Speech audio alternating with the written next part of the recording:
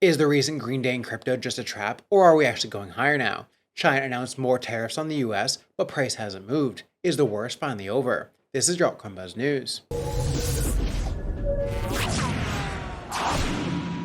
Hey, what's up everyone? My name is Cody, and if you're new here, make sure to like, subscribe, and turn on notifications so you know when I drop latest content. Follow us on Twitter, AltcoinBuzzAO, and it's always not financial advice. We wish the best of luck in your crypto ventures. Alright, you guys, so starting off today, we have China to raise tariffs on US goods to 125% starting on April 12th. Pray for the markets. So this bad news came out for, the tariffs with, China escalating it as well, back and forth. The tariffs are in the hundreds of percent now. But it is April 11th. The tariffs are set to go live April 12th, which is tomorrow, Saturday. But the markets are actually green today, which is a bit confusing. Now, is this a trap? We'll have to see really what happens at New York Open today. It is Friday. It's the last day that TradFi markets are open. Bitcoin could still go up or sell off on the weekend. But we are consolidating underneath this level of resistance right here, which is actually pretty bullish. So yesterday, if we look here on the closer time frames, we started to sell off. And so this is what I was kind of expecting, where we pumped into resistance and we sold off. And I thought we'd probably go down towards $71,000. It's possible that we still could because we're pumping into resistance again right now.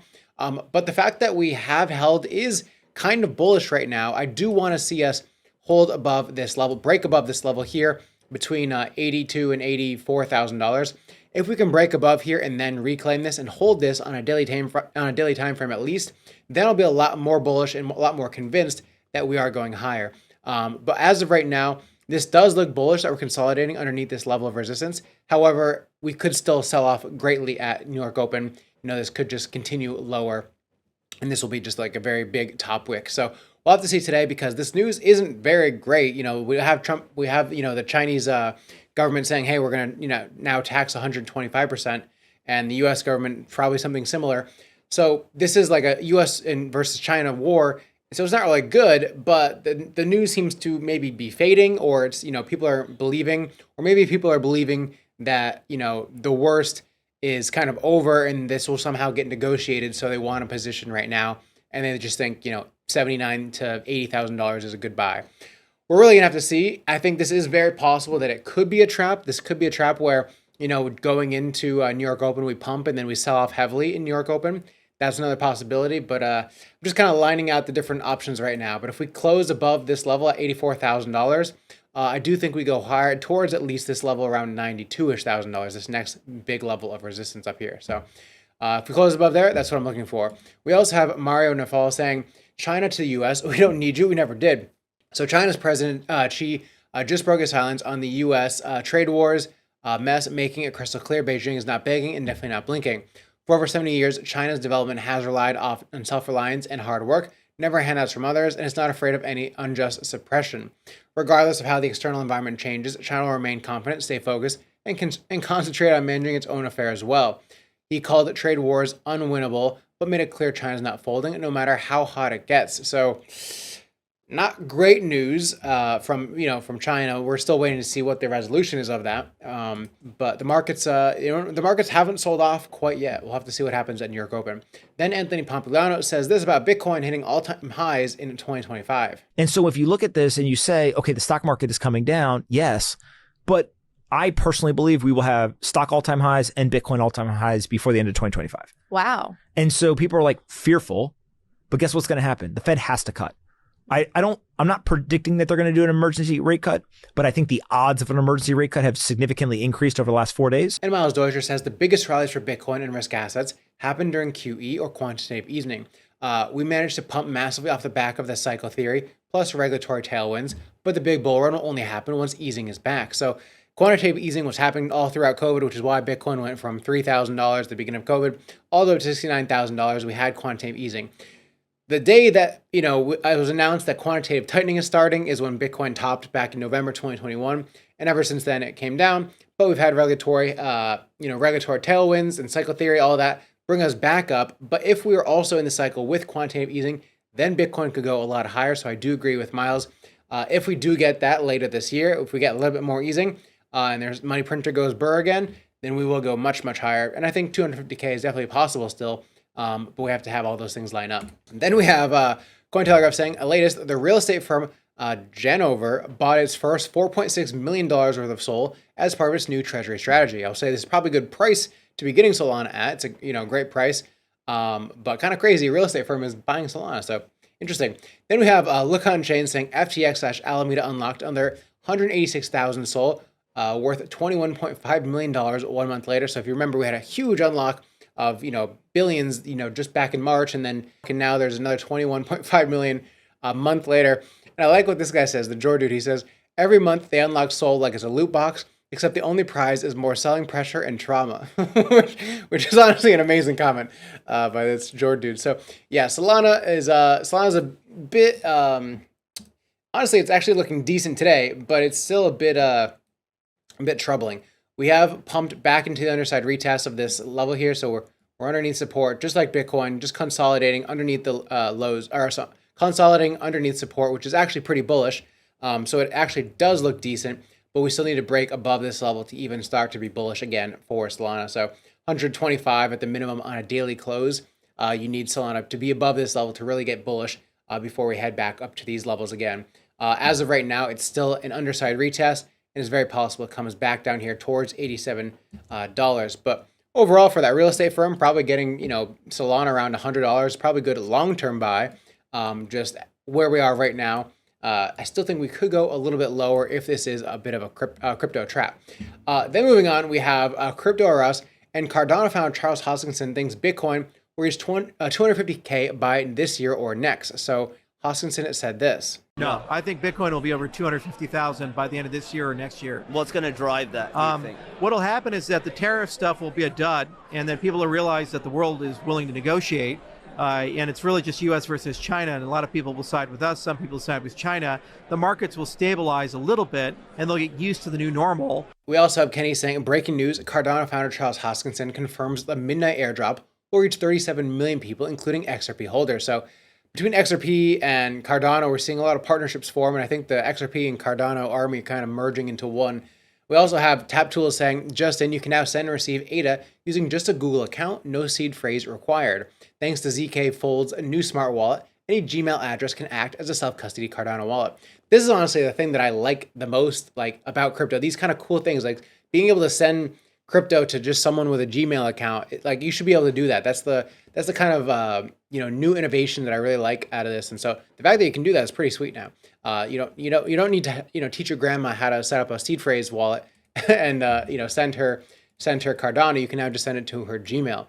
Cardano is actually looking better than others because it is here kind of at this level here. I mean, we do have a little bit of resistance right here at around 64 cents.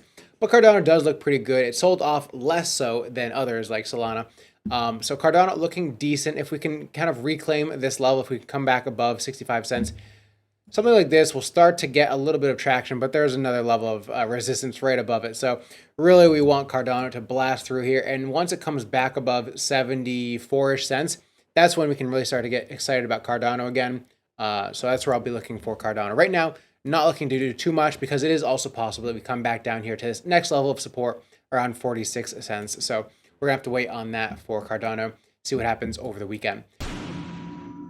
Bitcoin is holding better than nearly everything else in this crazy market, regardless of tariffs or other economic policies. Demand for Bitcoin is steady and consistent. And CoinEx has a great new program supporting Bitcoin and its holders.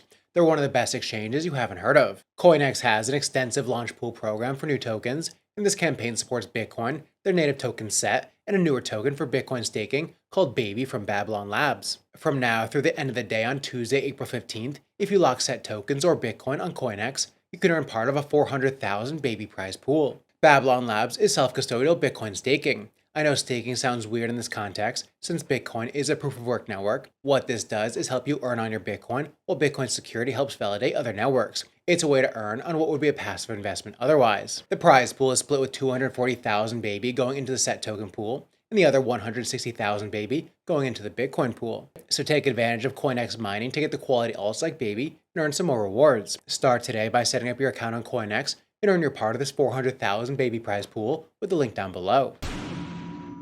Then we have Ted Pillows saying ETH is below the realized price of $2,000. Look how quickly Ethereum recovered. So he is sharing this, and I want to share it because I want to give different perspectives.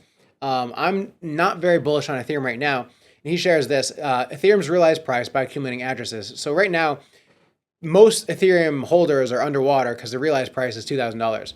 You can see here back in I think this is early 2020. Yeah, early 2020, the realized price hit, this level where we sold off, but then it bounced back extremely fast. And so now he's showing that chart again, saying that, hey, we're probably going to come back super fast as well for Ethereum.